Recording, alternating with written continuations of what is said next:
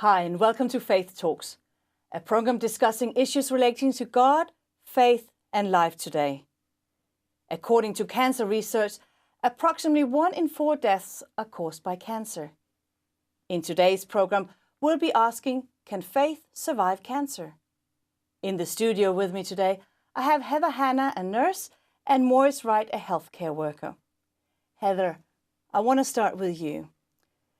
You are a cancer survivor, and you were diagnosed with cancer some years ago. Tell me, how was that, getting that diagnosis? It was quite frightening. In 2007, I discovered a lump under my arm and was concerned about it. But I went back to my GP 3 times before I actually referred myself privately to the local cancer clinic. They did a biopsy and gave me the bad news on Burns Night, which is January 26th, which we'd always celebrated as a family because my husband is Scottish. In some ways it was a shock, but in other ways it wasn't, because my maternal grandmother and my birth mother had both died of cancer. And my grandmother had died at 60-something and my birth mother had died at 54, so I had joked I would get it in my 40s, and sure enough I did. How did you deal with that, and did you tell your family? What do you tell your children when you have a diagnosis like that? I'm a paediatric nurse, and because I've had a lot of experience with children and with hard conversations with them over the years, I told them pretty well straight away that I had cancer, and the outlook was actually really bleak for me. It had spread to my lymph nodes and there wasn't much hope, to be honest. So I was very clear with them that I was going for all of the treatment and I would do my best, but we couldn't say whether I would survive or not. I got quite a lot of books to share with them so that they would have an understanding of what was going on with me, but we were very clear with them from the outset that this was not a good diagnosis. And Maurice, you're sitting here as a widower. You lost your wife some time ago to cancer. Tell me about that. Yes, Angela, my wife, was diagnosed the same year as Heather in 2007 after she saw a recurrent lump on her breast. She received treatment, surgery and chemotherapy for that. It wasn't considered to be terminal at that point in time, and she responded quite well to that. She also, sometime later, visited one of our own health centres in America, Uchee Pines, and completely overhauled her lifestyle and made some significant lifestyle changes, and returned home and did quite well in pursuing that. Unfortunately, back in 2011, she received a re-diagnosis of the cancer, which had returned in the same breast. And on this particular occasion, it was more aggressive, and she was actually given 12 months to live. But she was a very formidable person. She fought it with every fibre of her being, and unfortunately, after 18 months, she lost her fight to cancer and succumbed to that. And I'm really sorry for your loss. I want to say that here. That Thank you. And thank you for coming and sharing that with us, because I know that would be speaking to a lot of people when it's being that raw and honest. And how does that make you feel to hear that he lost his wife the same year, when you were diagnosed the same year? I think it's really sad, and I have a lot of survivor's guilt. I've had quite a few friends die of breast cancer, and it's incredibly hard every time. I don't understand why some people survive and some don't. We both have a faith, and God doesn't always choose to allow you to survive. And it's not because of being good, and it's not because of trying hard or fighting as hard as you can. I think God knows the end from the beginning, and it'll probably make sense in retrospect, but at the moment it must be incredibly hard for you and your family. And I'm very, very sorry for your loss. Thank you. It is tough. What did you find was the most difficult time as you were battling cancer, Heather? Ironically, it was surviving it. I still feel a little uncomfortable with saying that I have survived. It has been 5 years now, but I still feel like it could come back at any time. I still feel like I'm waiting for the other shoe to drop, to be honest. I wouldn't be even slightly surprised if it did. I find it a little bit strange now not having to go to clinic every 6 months and have yet another biopsy, because they have watched me incredibly closely. I shouldn't have survived. It is a shock to everyone, in a good way, I hope. But it's hard to feel like I have survived. I find it quite intimidating almost, because it doesn't make sense to me. It's something we can't really explain. And is that not making sense in the midst of life? And we are living in the midst of life, and both of you have a faith, both of you have a strong faith as far as I understand. And how did you feel with God when your wife was diagnosed the second time around? I was quite angry, to say the least. She was 4 years into being clear of cancer, and usually the medical profession's perception of when you're completely clear of it would be after 5 years.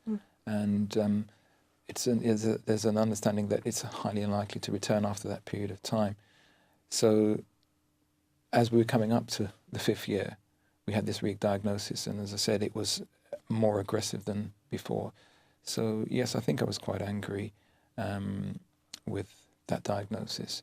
But I think by the same token, we were hopeful and optimistic that previously she was able to battle it, and maybe we could get back on track, just retweaking those lifestyle adjustments and seeing whether or not we could beat it again second time round. How did your children react? You have 4 children spread over quite an age? Or? Yes, I have 4 children. The eldest is 17 and the youngest is 10. I think the reaction was typical, really. It was devastating for them the first time round. None of us, neither Angela or myself, knew much about cancer and what the survival rates were. So it was quite devastating when we got the news.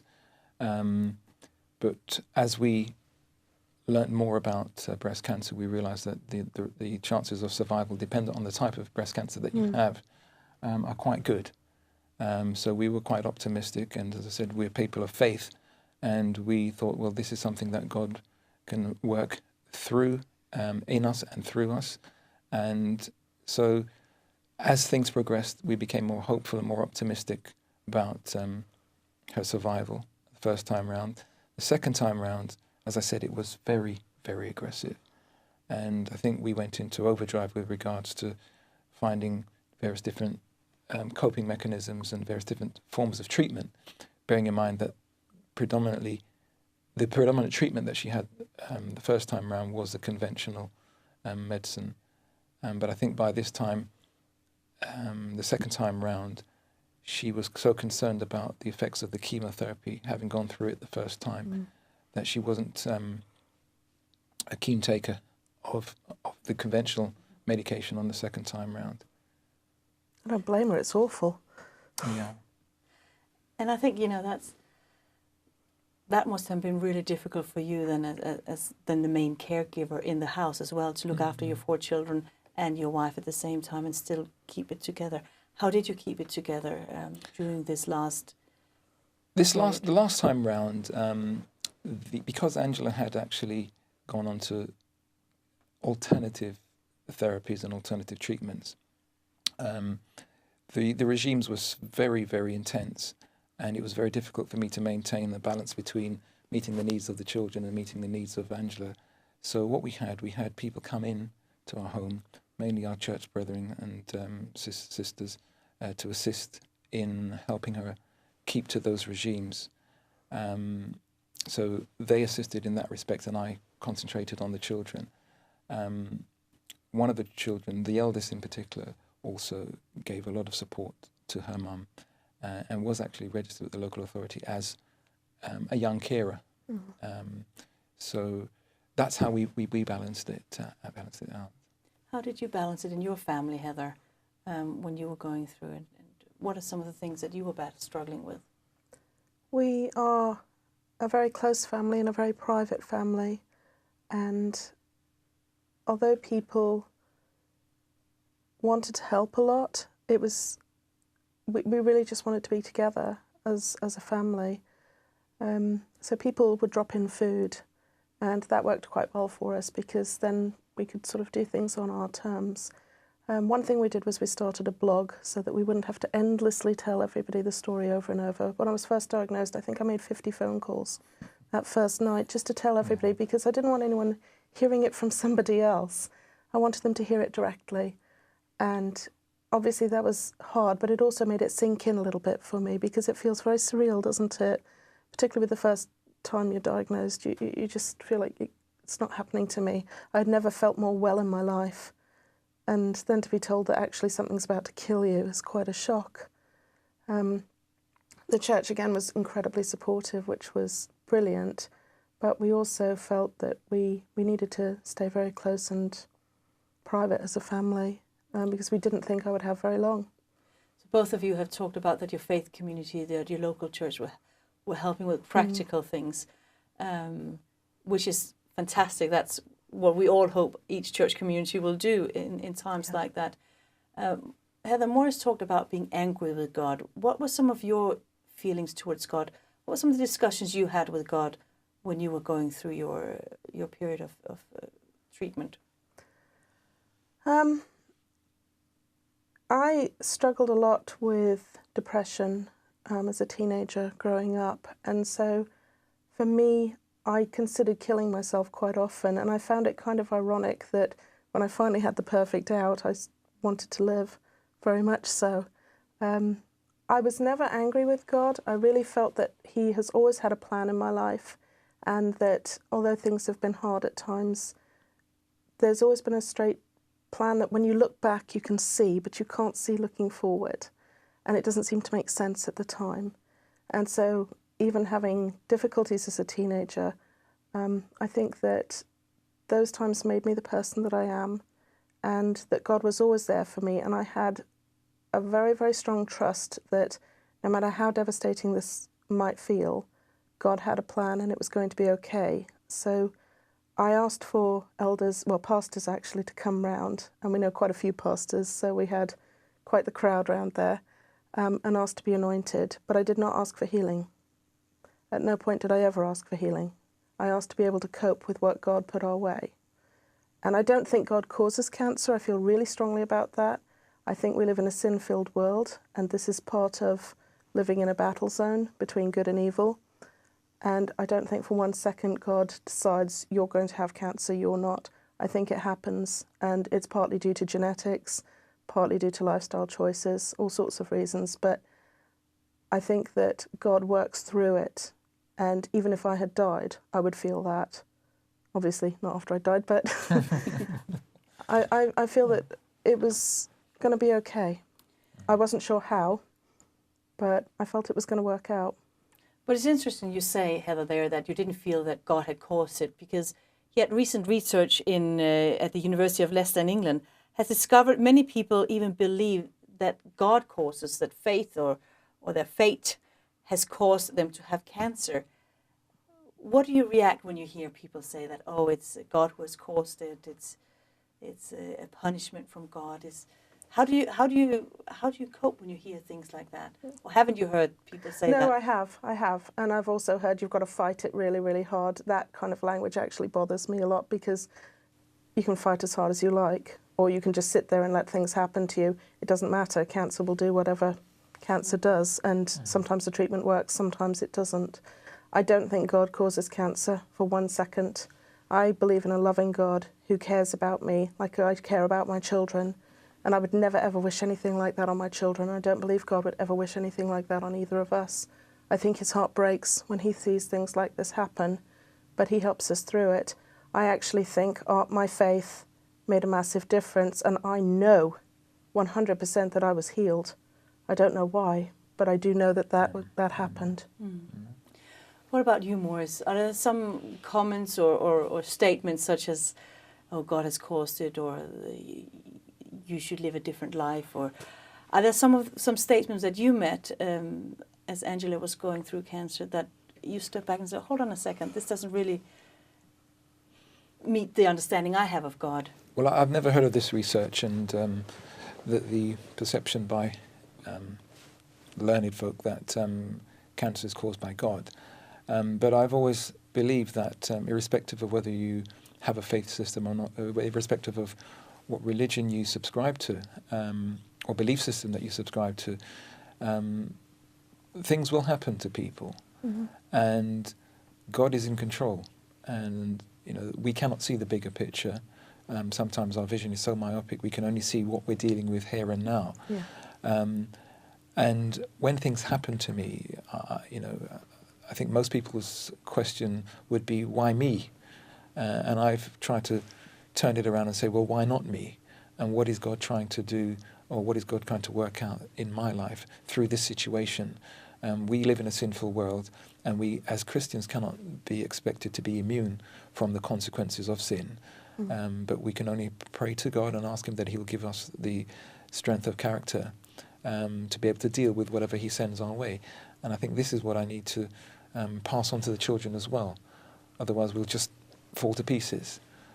So I think whatever situation we find ourselves in, as we're reminded in the Bible that we should be content and we should give praise and try to see what God's plan is for our lives in those circumstances. But it must be really difficult to give praise in the midst of grief. It is painful. It is very painful. But we are people of hope, as we're reminded in the Bible by Paul that he wouldn't have us to be ignorant concerning the state of the dead. So this is what I'm trying to instill in the children on a day-to-day basis, that death is a temporary thing, and there's something more important, something much greater in being prepared for us. And so I'm trying to instill with them that hope in the resurrection.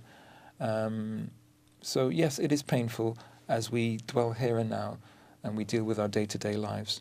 The loss that we have and the pain that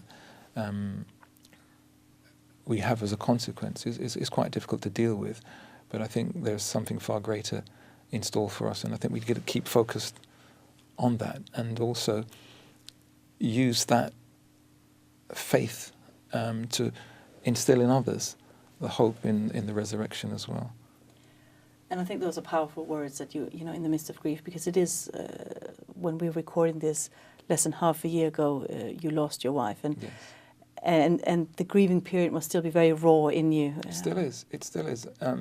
Every day is a new challenge, and it's very painful. One day you may think that you're okay, and then a thought just comes to mind that brings back floods of tears and memories, and you realise that you're not going to revisit that again in this lifetime, and so that can be quite painful.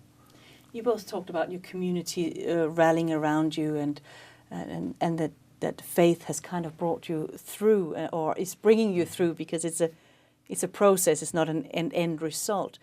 What has been some of the good moments where church has stepped up, or I know you shared a bit about one of the most painful days is Mother's Day. Of course.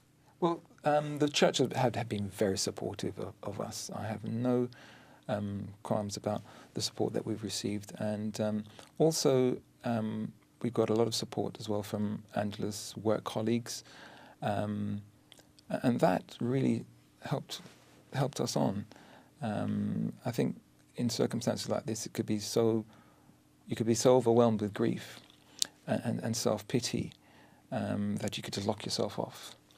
But I found that it was the presence of the church community, the presence of family and friends who were constantly coming around, supporting us, that has kept us going. And I know church community, Heather, you talked about you were being prayed for, and I take for granted that your church community prayed for Angela as well. Yes. How do you come to peace with the prayers that seemingly were not answered?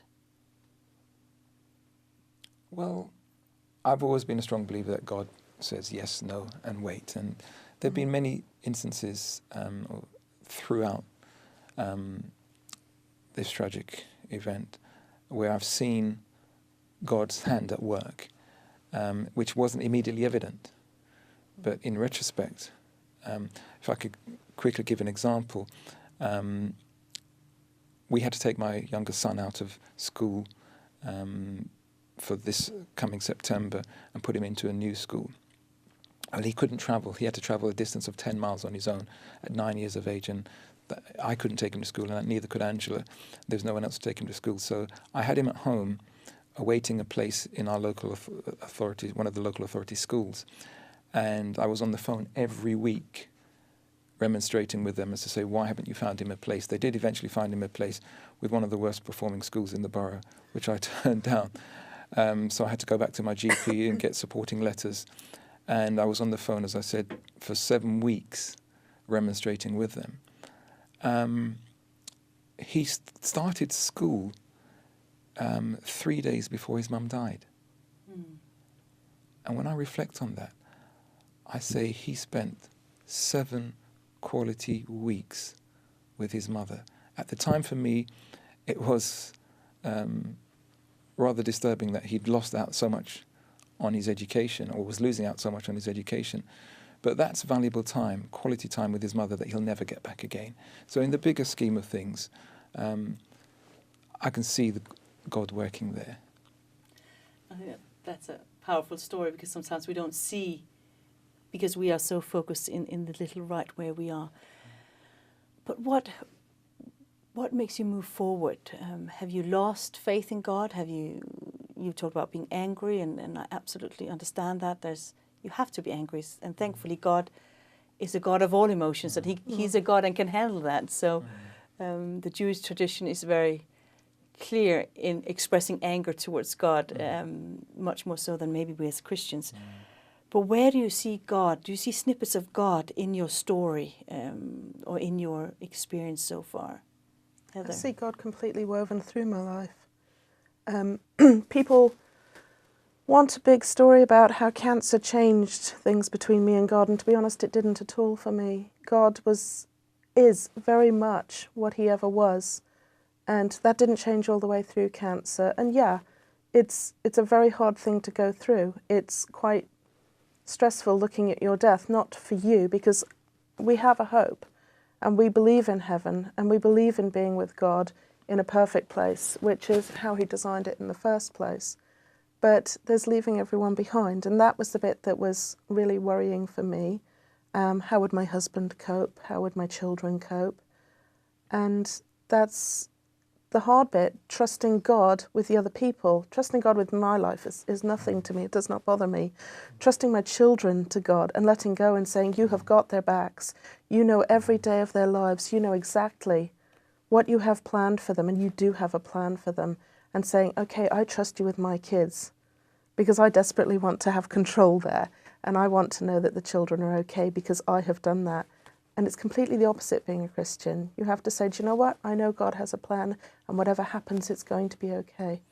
And I found that was one of Angela's, the main concern that Angela had was what would happen to my children, once I'd left. And I think the concerns that she had was with regards to the welfare of her children, should she succumb to this disease, was something that kept her going for an extended period, because as I said, she was given 12 months and she managed to survive for 18 months. But she refused to give in, she refused to say no. But her main concern really was the children, what would actually happen to the children. And I think not until she was resigned to accepting that God would look after her children and those around would take care of her children, that she was able to have her peace. How did you find interacting with her in a spiritual way? I found Angela became more engaged spiritually towards the end, and she was more encouraging to others. I think there was a gradual acceptance of her condition and the potential fate. And she was very, very encouraging to other people towards the end, very concerned about ensuring that her relationship with everyone was right, and ensuring that also her children could see the example of a Christ-like life in her. So you both actually shared very, very intimate and very closely about how faith has kind of kept you going. Would you say that faith has kept you through this? You talk about your faith hasn't changed, but if you hadn't had faith in God, how would that have looked? I mean, if you can even imagine that. I can't imagine it, to be honest, because I have known God my whole life, but I imagine it would be terrifying. I think it would feel like it was the end and it was unfair. I think I would have responded very, very differently. Having God in my life does change everything. And if it doesn't, then what are we doing? It's pointless. Having a church community also, though, is massive because it instantly gives you an entire family. And I do find that no matter where I go in the world, if we go to church, instantly we're invited back to lunch, people look after us, people take care of us. It doesn't matter if you've been there 5 minutes, it's an instant family. And I don't know how people cope without that, but I've always had it. So Morris, do you feel, I mean, the topic of today was, can faith survive cancer? You're sitting here as somebody who's lost your beloved to cancer. Do you feel your faith can survive that loss? Most definitely. As I said, we all have a date with destiny. The method by which it comes, none of us can actually determine that. So I think, irrespective of what causes that, my faith is that, if we are faithful, we will be resurrected. And I think that's what I'm trying to pass on, not just to the children, but to my family and friends as well, that we can cope beyond these circumstances, these set of circumstances that have been foisted upon us. There's nothing else that we can do but cope. And I think, having a faith, having somebody up there who I know is in charge of the bigger picture, gives me that assurance that everything will work out. I want to say thank you to both of you for being here and being willing to share from your experience and from your heart. And I want to encourage you to join us in the discussion by either joining us on Facebook or emailing us if you have any comments or questions about today's program. Thank you for watching.